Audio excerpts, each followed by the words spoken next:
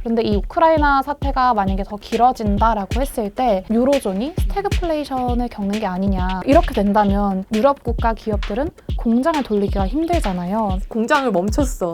그러면 이제 탄소 배출권 안 쓴다는 거죠. 네, 맞아요.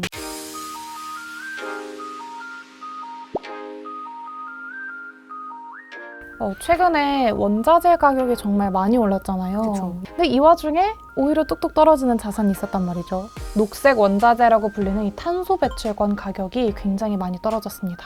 투자 대안으로 탄소 배출권이 굉장히 많이 각광을 받았는데 최근에 가격이 많이 떨어지니까 저는 오늘은 저희가 그 이슈에 대해서 한번 얘기를 해보도록 하겠습니다. 저는 탄소 배출권을 산다로 해보겠고요. 저는 안 산다로 해보겠습니다. 근데 사실 탄소 배출권에 대해서 저희 영상도 있기도 하고 많이들 알고 계실 것 같긴 한데 그래도 오늘은 조금 더 디테일하게 한번 경제기자가 조사를 해왔거든요. 그러니까 이 탄소 배출권이라는 것이 어떤 기업이 탄소를 배출할 수 있는 권리라고 이제 풀어서 설명이 되는데 쓰레기 봉투 같은 거. 네, 종량제 봉투처럼 정부가 주도해서 기업별로 할당된 이 탄소 배출 권리입니다. 만약 배정받은 양보다 내가 탄소를 조금 덜 배출했다라고 한다면 그 나머지 부분을 팔 수 있고요. 그다음에 배정받은 양보다 탄소 배출이 많았다라고 한다면 이 나머지 부분에 대해서 탄소 배출권을 사서 이제 이거를 상쇄를 하는 거죠. 그래서 이 탄소 배출권은 시장에서 상품처럼 자유롭게 거래를 할 수가 있습니다. 이렇게 거래할 수 있는 것을 특별히 탄소 배출권 거래제라고 해서 ETS라고 부르더라고요. 이 탄소 배출권 거래 자체가 글로벌리 모두가 다 하고 있는 것은 아니고 세계 이 탄소 배출권 선물 시장이 23개국에 이제 있다고 해요. 근데 그 23개국도 어떤 곳은 지역만 하고 어떤 곳은 국가 주도로 하고 좀 다양합니다. 그래서 국가가 주도로 하는 곳이 우리나라랑 뭐 스위스 해서 한 9개 정도밖에 안 되고 유럽연합은 그 유럽연합 안에서 하는 거고 미국은 캘리포니아 주만, 일본은 도쿄시만 이렇게 지역별로도 운영되는 곳들이 있어요. 그 탄소 배출을 얼마나 허용할 것인지, 뭐 어떤 산업을 규제하고 규제를 안 할 것인지 이런 의견 차이, 입장 차이가 있기 때문에 일괄적으로 적용되는 규정은 없습니다. 그러니까 각국마다 우리가 탄소 배출량을 얼마나 줄일 거냐 이 정책 목표에 따라서 조금 수급을 조절하기도 하고 뭐 이런 거네요. 근데 제일 큰 시장이 아마도 ETF로 제일 투자 많이 하실 유럽. 인 거죠? 유로존인데요. 숫자를 좀 가져왔는데 2020년 기준으로 글로벌 탄소 배출권의 거래 금액이 약 2,291억 유로인데 그중에 한 80% 정도가 유럽연합에서 거래된 그런 양이었습니다. 상당히 많네요. 전체 거래되는 거에 80%가 유럽. 제도가 국가마다 다른 것처럼 가격도 시장마다 달라요. 유럽은 친환경 규제가 아무래도 심하니까 탄소 배출권을 원하는 그 수요자들이 많을 거잖아요. 그래서 다른 시장들보다 좀 배출권 가격이 비싸고 반대로 개발하고 있는 뭐 개발도상국이라고 해야 되나요? 그런 쪽들은 탄소 배출권 수요가 선진국만큼은 없기 때문에 이 배출권 가격도 조금 더 낮습니다. 유럽이 제일 거래도 많이 되고 비싸고 그러면 미국은 가격도 낮은 건가요? 네, 미국은 시장 규모로 따지면 2위인데요. 뭐 유럽의 한 8분의 1 정도 거래 규모라고 해요. 나라는 더 큰데. 네, 그리고 배출량도 훨씬 많긴 하거든요. 중국 다음으로 미국이 온실가스 배출량으로 따지면 2위인데 이 시장 규모가 적은 게 아까 말씀드렸다시피 미국의 중앙정부, 연방정부에서 하는 게 아니라 각 지역에서 관리를 하기 때문에 시장 규모는 유럽보다 훨씬 작습니다. 그러면 우리가 생각할 때 어차피 미국도 나중에 탄소 줄여야 되고 중국도 줄여야 되고 하니까 거기가 더 상승 여력이 있는 건 아닌가 뭐 이런 생각도 들거든요. 그렇죠. 뭐 시장에 확대될 여력은 있기야 하겠지만 연방정부 혹은 그 지방정부의 컨트롤에 따라서 달라지는 것이기 때문에 그 스탠스를 좀 봐야 되는데 유럽은 아예 이 탄소 배출권 거래를 활성화하는 방향이고 미국은 이 탄소를 줄이는 것에 초점 맞추고 있어요. 그러니까 배출권 거래제 말고 다른 방식으로? 네네네. 그래서 거래가 어디에서 더 활발하게 이루어질 것이냐라고만 봤을 때는 미국보다는 유럽이 여전히 그럴 가능성이 높은 거죠. 이 탄소 배출권이라는 거에 굉장히 많은 요인들의 가격을 결정하는 요인이더라고요. 그래서 가장 대표적이고 우리가 쉽게 와닿는 것이 이제 천연가스 가격이겠죠. 그러니까 천연가스랑 화석연료랑 비교했을 때 탄소는 화석연료를 태울 때 더 많이 나오니까 이 천연가스의 가격 그리고 화석연료의 가격이 이 탄소 배출권의 가격에 굉장히 큰 영향을 미칩니다. 그래서 최근 한 달간 탄소 배출권 선물 가격을 보시면 연초 대비 한 30% 정도 하락을 했더라고요. 그리고 그 시장별로 봤을 때는 미국보다 유럽의 하락폭이 더 컸습니다. 그 이유가 뭐냐면 아시다시피 지정학적 리스크였어요. 그러니까 러시아랑 우크라이나 전쟁이 발발하면서 이 탄소 배출권 선물 가격이 많이 하락한 건데 그 유럽이 천연가스를 러시아에서 한 40% 정도를 가져오더라고요. 그렇죠. 그러니까 의존도가 높기 때문에 이런 지정학적 리스크에 더 큰 타격을 입은 겁니다. 그럼 천연가스 가격이 올랐다. 근데 그게 탄소 배출권이랑 무슨 상관이지? 네. 그게 정확한 인과관계로 연결이 잘 안 되거든요. 어쨌든 우리의 목표는 탄소를 덜 내뿜는 것인데 탄소를 덜 내뿜기 위해서 천연가스를 사용할 것이냐 아니면 좀 내뿜더라도 탄소 배출권을 사서 그걸 해결할 것이냐 이 문제잖아요. 그런데 천연가스 가격이 괜찮다, 뭐 지불할 만한 그런 수준이다라고 한다면 천연가스를 쓰겠지만 이 천연가스 가격이 너무 올라서 이걸 할 바엔 그냥 석탄 태우고 배출권을 사서 해결하자라는 생각이 있을 때, 즉 천연가스 가격이 오를 때는 탄소 배출권에 대한 수요가 높아지면서 탄소 배출권도 가격이 올라요. 근데 우크라이나 러시아 전쟁 때문에 천연가스 가격이 올랐어요. 근데 탄소 배출권 가격은 왜 떨어지냐?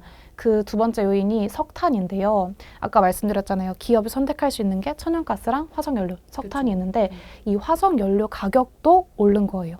만약에 석탄 가격이 천연가스 가격보다 더 높으면 굳이 탄소 배출권까지 사서 이 화석연료를 쓸 필요가 없잖아요. 그렇죠. 그러다 보니까 이제 최근에 탄소 배출권 가격이 이렇게 떨어진 건 뭐 천연가스 가격 상승도 있겠지만 석탄 가격이 폭등했기 때문이다라고 정리할 수 있겠습니다. 그러니까 기업 입장에서 양손에 이렇게 선택지를 들고 있는 거네요. 여기 천연가스를 사용해서 공장을 돌릴 거냐, 아니면 석탄 더하기 탄소 배출권을 해서 공장을 돌릴 거냐, 이렇게 무게를 쥐고 흔들 텐데 석탄이 낮고 천연가스 가격이 높을수록 탄소 배출권 가격도 더 많이 지불할 의사가 생길 거고 만약에 두 개 가격이 붙는다 그러면 이제 탄소 배출권도 가격이 떨어질 수밖에 없겠죠. 그러니까 단지 우리가 천연가스 가격만 볼 게 아니라 이 석탄과 같이 그 갭의 차이를 봐야 된다라는 게 좀 포인트가 될 것 같아요.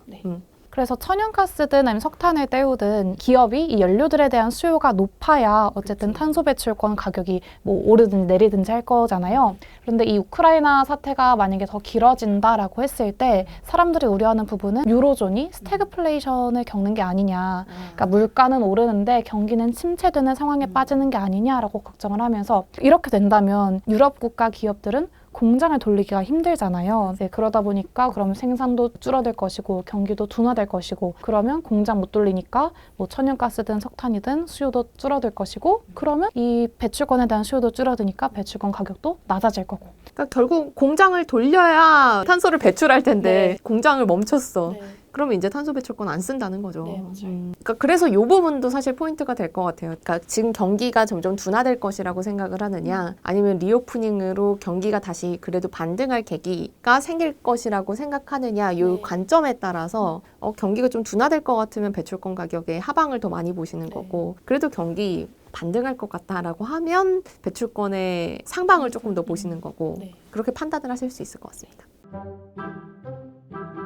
또 얘기를 하는 게 탄소 포집 기술이에요. 그죠? 네, 맞아요. 그러니까 조사를 하다 보니까 아까 방법이 두 가지였잖아요. 탄소 배출 자체를 줄이든지 아니면 조금 더 배출하지만 배출권을 사서 그걸 상쇄하든지 두 가지였는데 이 첫 번째 경우가 분명히 있을 거란 말이죠. 탄소 배출 안 한다. 네, 그러니까 기업이 탄소 포집 기술을 사용해서 배출한 탄소를 다른 방식으로도 활용할 수 있잖아요. 이렇게 활용하는 기술이 더 보급화되고 대중화되면 탄소 배출권의 가격이 나중에 어차피 떨어지는 거 아닌가요? 그러니까 맞아요. 그러니까 탄소를 포집하는 것도 사실은 지금 굉장히 기술 개발이 활발하게 이루어져 있는데 이거 잠깐 설명을 드리면 그러니까 우리가 보통 말하는 게 CCUS잖아요. 근데 조금 더 디테일하게 보면 CCS가 있고 CCU가 있습니다. 그 뭐가 다르냐면 이 카본 캡처라는 건 앞엔 똑같은데 이 S는 땅에다가 묻는 거예요. 탄소를 땅에다가 저장을 해서 아예 없어지게 하는 건데 이 경우에는 우리 이런 생각 바로 들잖아요. 땅에 묻었는데 다시 나오면 어떡해. 그런 리스크가 있는 게 사실이고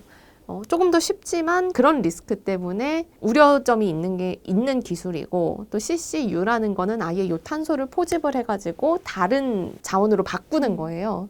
그러니까 말만 들어도 이게 더 좋긴 한데 그만큼 조금 더 기술 개발도 어렵고 아직 많이 남아있는 부분이다 이렇게 보시면 될 것 같은데 그러니까 상용화까지 시간이 좀 걸린다는 말씀이시죠? 네, 맞습니다. 그 얼마 전에 그 SK증권의 그 기후금융팀이 네. 있어요. 그래서 거기 이제 식사를 하다가 또 언젠가는 그 기술이 개발이 될 텐데 이거 얼마나 와 있습니까? 라고 여쭤봤더니 우리나라에서는 그냥 상용화까지 정말 오랜 기간이 걸릴 거다라고 보면 되고 그나마 미국이 조금 더 가까운데 이산화탄소를 1톤 제거하는 데 드는 비용이 한 600달러에서 1000달러 수준이라고 해요. 근데 탄소 배출권 가격이 아까 유럽의 경우 한 톤당 70유로, 80유로 정도라고 보면 한 10배 조금 넘게 차이가 나는 거죠. 그러니까 그 갭도 일단 내워야 될 뿐더러 만약에 미국에서 이 저감 기술 싸게 만약에 만들었다라고 하면 그거를 미국 기업이 한국 기업에 싼 가격에 팔까요?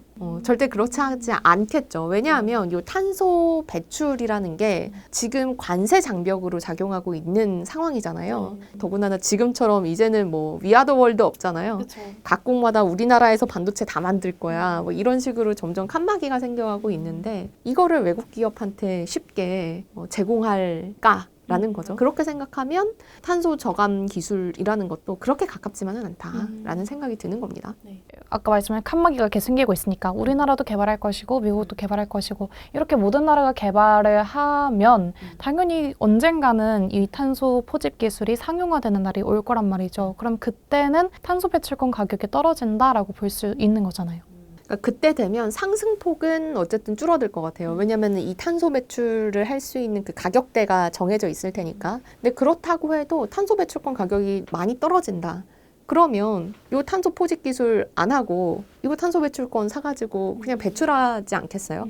그러니까 정부 입장에서는 적어도 CCUS 기술을 만드는 것보다 탄소 배출권 가격이 더 높아야 되는 거죠. 그래야 이거를 더 많이 개발할 가능성이 높으니까요. 그러니까 정부의 정책 목표를 따라가 보면 결국은 탄소 배출권 가격을 크게 떨어뜨릴 수는 없다. 그러니까 정부가 이 탄소 배출권의 공급을 관리하는 주체인데 이 공급을 뭐 줄인다든지 하는 방식으로 가격을 관리하지 않을까. 이런 생각이 듭니다. 물론 이제 그때가 되면 상승 여력에 대한 투자 매력은 조금 떨어지는 시점이 오긴 할 텐데요. 그렇죠. 네. 떨어지긴 하는 거죠. 그러니까 둔화되는 겁니다. 사실은 길게 보면 그래서 이 각국 정부의 정책 의지라는 게 탄소 배출권 가격에 가장 큰 영향을 미칩니다. 그러니까 탄소를 줄이는 게 목표인데 이 탄소 배출권이 너무 낮아버리면 이런 CCUS라든지 아니면 다른 신재생 에너지라든지 발전시킬 유인이 사라지니까 얘네를 발전시키기 위해서 이 탄소 배출권 가격을 올려놓는 거예요. 2050년까지 탄소 배출을 0으로 만들겠다라는 게 굉장히 과감하고 도전적인 목표라는 거를 많이들 아실 텐데 그러니까 그 목표를 달성하려면 당분간은 탄소 배출권의 가격도 높게 유지할 수밖에 없지 않을까라는 생각이 들고요.